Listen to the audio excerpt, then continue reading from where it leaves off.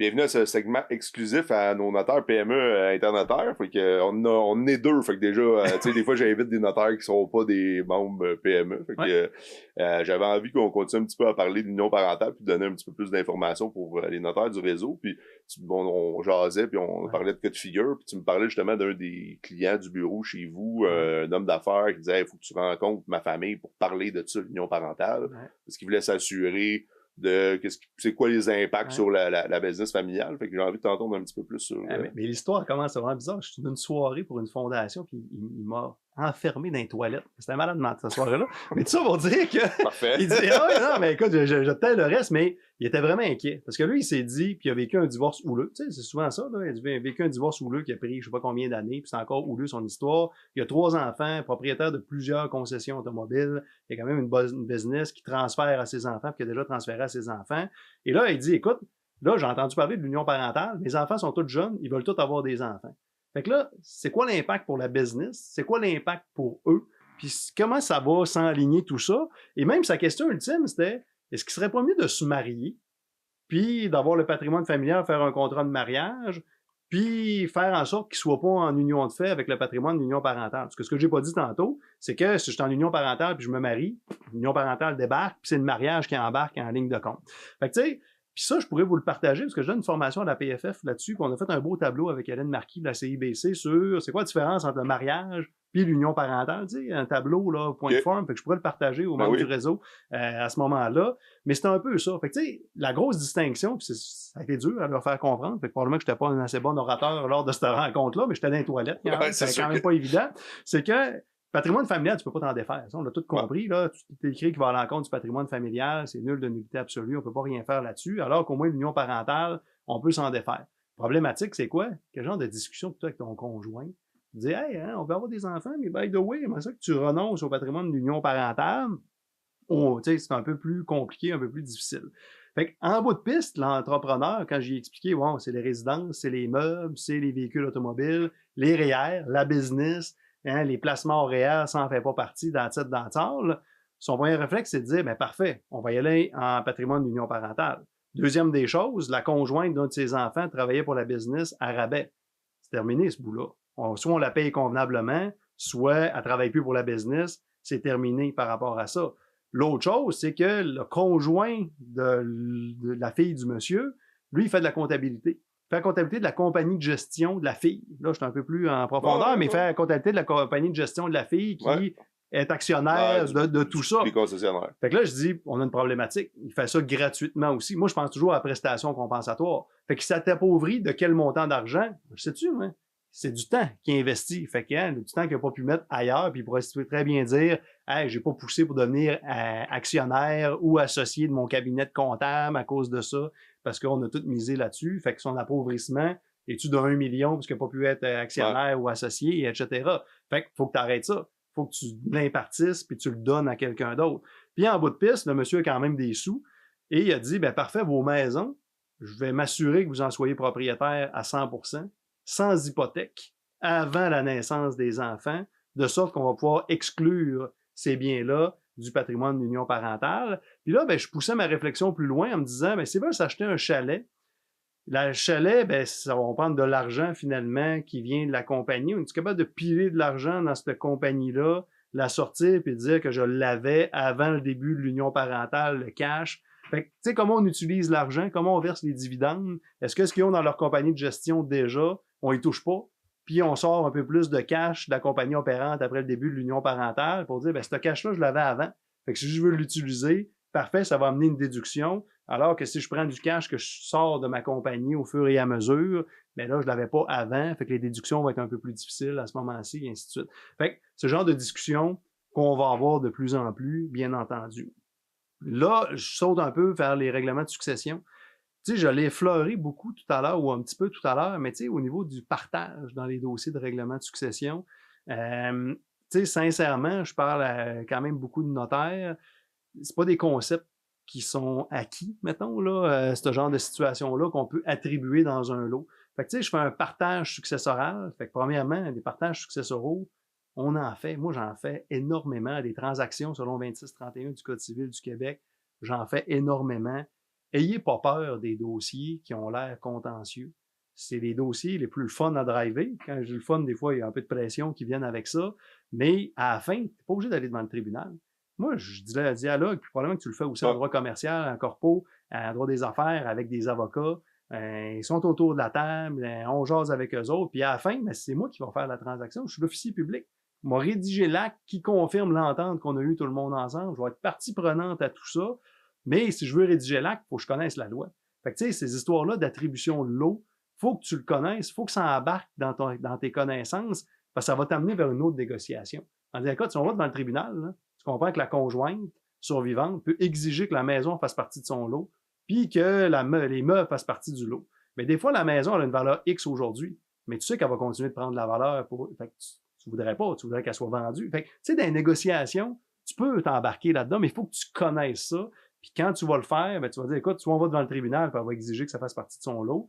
Peut-être soit on va aller devant le tribunal, elle va exiger l'indivision. J'en ai parlé tantôt. Ben oui. C'est une indivision, c'est un méchant paquet de troubles. Hein? Tu veux pas être copropriétaire individu, pas avoir le contrôle de l'immeuble, payer les dépenses, il y a des réparations majeures et ainsi de suite. C'est un paquet de troubles. Fait que, on peut-tu s'entendre autrement et faire le partage?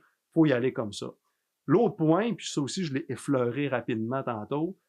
Moi, dans mes dossiers de succession, combien de fois je l'entends? Je comprends pas.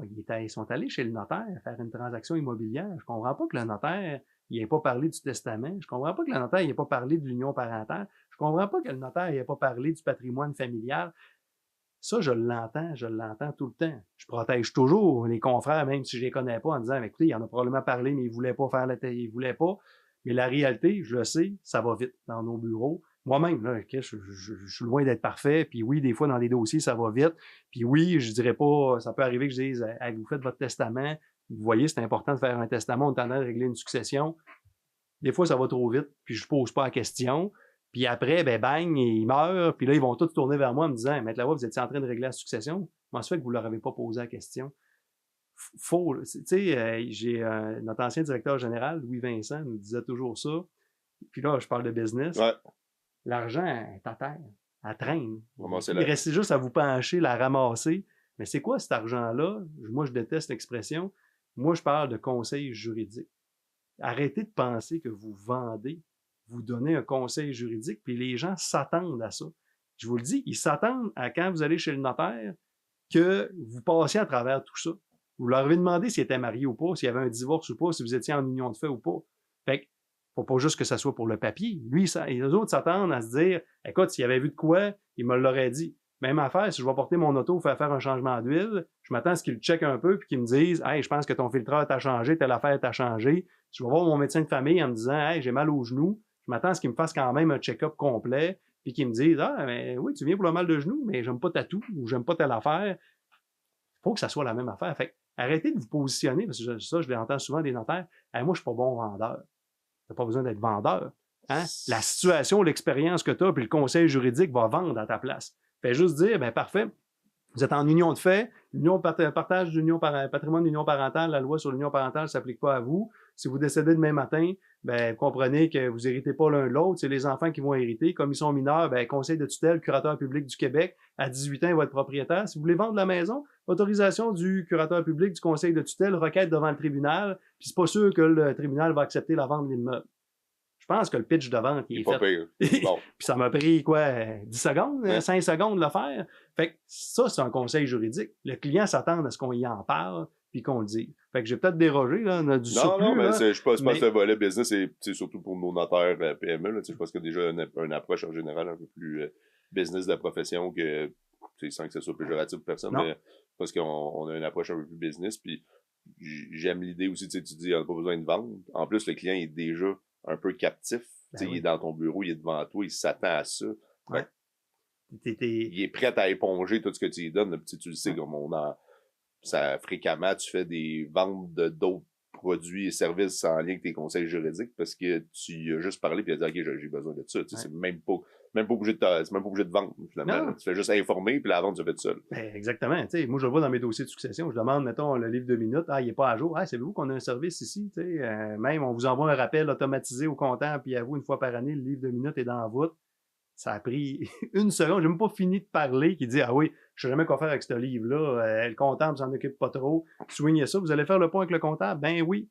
Mais après, imagines-tu, ben tu le sais, tout ce qui en découle. Ouais. Toi, tu as le livre de mythes, tu fais les réseaux. C'est pas là-dessus nécessairement que tu fais le cash, malgré qu'on pourrait parler d'intelligence artificielle puis de comment on peut faire les réseaux facilement maintenant sans trop d'intervention humaine. Mais après, c'est tout le reste. Il vend en business, il intègre des nouveaux actionnaires, il a besoin d'un prêt, ça va moins bien parce qu'il se passe telle affaire. Bon, BDC, Investissement Québec, la banque qui embarque là-dedans. Il décède, ben parfait, le livre de minutes est chez ce notaire-là. Parfait, tu t'occupes du règlement de la succession. Tu fais ta planification testamentaire. Ils connaissent déjà toute ma vie, ils ont le livre de minutes de ma société. Parfait, on va là. Fait que tout ça découle de plein d'autres affaires. Puis il suffit juste de dire, hey, écoute, voici, je pense que on offre tel service, ou saviez-vous que, même pas besoin de parler de mon service, puis ça va se faire tout seul. L'union parentale, ça reste quand même une belle porte d'entrée à jaser d'autres choses. Parce que là, je pourrais dire, bon, t'es-tu en union de fait? Voulez-vous avoir des enfants? Vous savez que le patrimoine d'union parentale va s'appliquer. Le client, il répondra pas juste oui ou non à tes questions. Il va dire, ah, tu sais, moi, avec ma blonde, on pensait peut-être avoir des enfants, mais là, tu sais, je veux m'intégrer tranquillement dans le business de mon père. Hein? Parce que, tu sais, il parle de relève. Ah ouais? Tu sais, es-tu incorporé? Quel genre d'entreprise que vous avez? Tu sais, on a un département, on pourrait vous aider parce qu'il faut le faire comme il faut. Puis, tu savais qu'il y a des banques qui peuvent prêter. Et là, tu sais très bien comme moi que j'ai parlé d'union parentale en une seconde, mais ça a dévié sur sa vie, puis sur le fait qu'il veut peut-être s'acheter un chalet, s'intégrer dans le business de son père, puis là, bang, le mandat est tout autre. Puis lui, tout ce qu'il vous dit après, c'est hey, « merci ».